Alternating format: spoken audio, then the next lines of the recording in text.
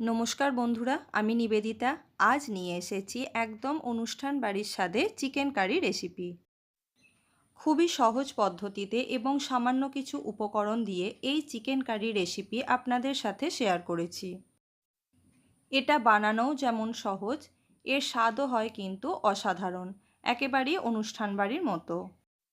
Skip না করে সম্পূর্ণ ভিডিওটি দেখার অনুরোধ রইল। আশা করি রেসিপিটি আপনাদের ভালো লাগবে। আমার চ্যানেলে নতুন বন্ধুদের কাছে চ্যানেলটি সাবস্ক্রাইব করে নেওয়ার অনুরোধ রইল। পাশে থাকা বেল নোটিফিকেশানটি অবশ্যই অন করে রাখবেন। চলুন শুরু করা যাক আজকের রেসিপি, অনুষ্ঠান বাড়ির স্বাদে চিকেন কারি। নিবেদিতা রান্নাঘরে সবাইকে স্বাগত। চিকেন কারি বানিয়ে নেওয়ার জন্য আমি এখানে মাঝারি সাইজের 700 গ্রাম চিকেন পরিষ্কার করে ধুয়ে নিয়ে চলে এসেছি। তার মধ্যে আমি দিয়েছি 1 চা চামচ ভিনিগার। ভিনিগার সমস্ত চিকেনের গায়ে খুব ভালোভাবে মাখিয়ে নিয়েছি। এবারে এটাকে আমি ঢাকা দিয়ে ম্যারিনেশনের জন্য রাখবো আধ ঘন্টার জন্য। আধ ঘন্টা রাখলেই হবে, তার বেশি রাখার প্রয়োজন নেই। অন্যদিকে একটি কড়াই আমি ভালোভাবে গরম করে নিয়েছি। তার মধ্যে দিয়েছি 3 টেবিল চামচ সর্ষের তেল। চিকেন কারি রেসিপিটি আমি সর্ষের তেলেই বানাবো। তেল ভালোভাবে গরম হয়ে গেছে। এবারে আমি কিছু গরম মশলা ফোড়ন দিয়েছি। প্রথমেই দিয়েছি একটা তেজপাতা, কয়েকটি ছোট এলাচ এবং কয়েক টুকরো দারচিনি। গ্যাসের ফ্লেম লোতে রেখে ফোড়নগুলো আমি খুব সুন্দর করে ভেজে নেব। ফোড়ন থেকে একটা মিষ্টি গন্ধ বেরোলে তার মধ্যে আমি দিয়েছি মিহি করে কুচিয়ে রাখা পেঁয়াজ। এখানে 4টে বড় সাইজের পেঁয়াজ আমি খুব মিহি করে কুচিয়ে নিয়েছি। এবারে এর মধ্যে দিয়ে দেব সামান্য পরিমাণ লবণ, যাতে পেঁয়াজ খুব তাড়াতাড়ি নরম হয়ে যায়। এবারে গ্যাসের ফ্লেমকে মিডিয়ামে রেখে 5 থেকে 7 মিনিট সময় নিয়ে পেঁয়াজ আমি ভেজে নেব, যতক্ষণ না পেঁয়াজের রং পরিবর্তন হচ্ছে। পেঁয়াজের গায়ে হালকা বাদামি রং এসে গেছে। এই পর্যায়ে পেঁয়াজকে আমি আরও বেশ কিছুক্ষণ সময় নিয়ে ভেজে নিয়েছি। তার মধ্যে আমি দিয়ে দিয়েছি রসুন বাটা। এখানে 1 চা চামচ রসুন বাটা আমি ব্যবহার করেছি। রসুন ও পেঁয়াজের সাথে আমি খুব ভালোভাবে মিশিয়ে নিয়েছি। তারপর এর মধ্যে আমি দিয়ে দিয়েছি 2 চা চামচ আদা বাটা আর দিয়ে দেব টমেটো কুচি। এখানে দুটো মিডিয়াম সাইজের টমেটো আমি খুব মিহি করে কুচি করে নিয়েছি। এরপর আমি এর মধ্যে দিয়ে দেব সামান্য পরিমাণ লবণ, যাতে টমেটো খুব তাড়াতাড়ি নরম হয়ে যায়।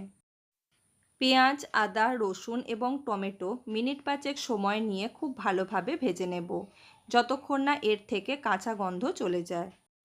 আপনারা দেখতেই পাচ্ছেন টমেটো খুব সুন্দরভাবে নরম হয়ে গেছে এবং পেঁয়াজের সাথে টমেটো আমি খুব ভালোভাবে ভেজে নিয়েছি।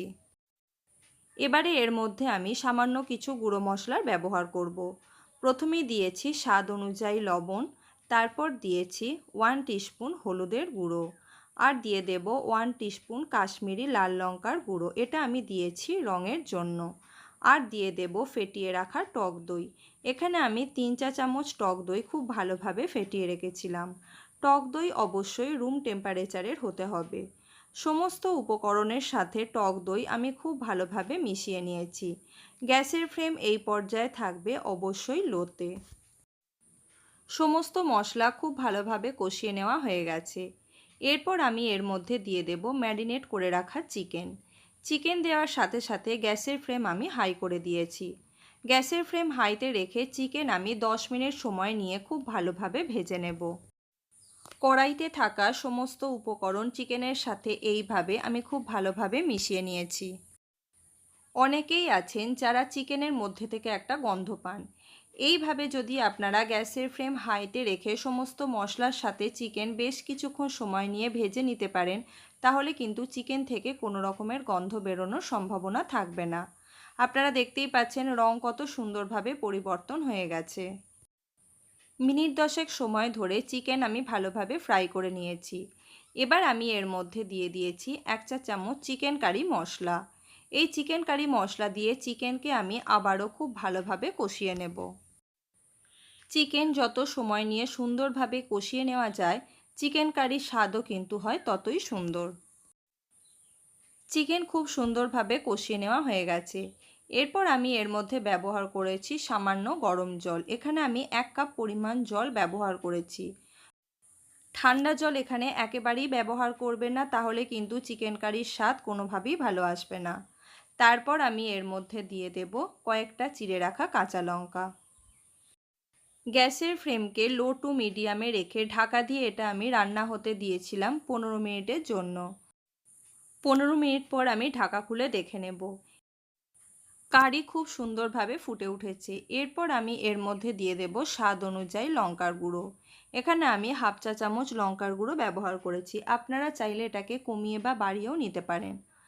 আরও 10 মিনিট ঢাকা দিয়ে এটা আমি রান্না হতে দিয়েছিলাম। এবারে কিন্তু গ্রেভি অনেকটাই ঘন হয়ে এসেছে আর চিকেনও খুব সুন্দরভাবে সেদ্ধ হয়ে গেছে। এবারে আমি ওপর থেকে ছড়িয়ে দেব হাফ চা চামচ গরম মশলার গুঁড়ো আর দিয়ে দেব 1 মুঠো ধনেপাতা কুচি। আমাদের চিকেন কারি সম্পূর্ণ তৈরি হয়ে গেছে। এবারে এটাকে আমি 5 মিনিটের জন্য স্ট্যান্ডিং টাইমে রেখে দেব।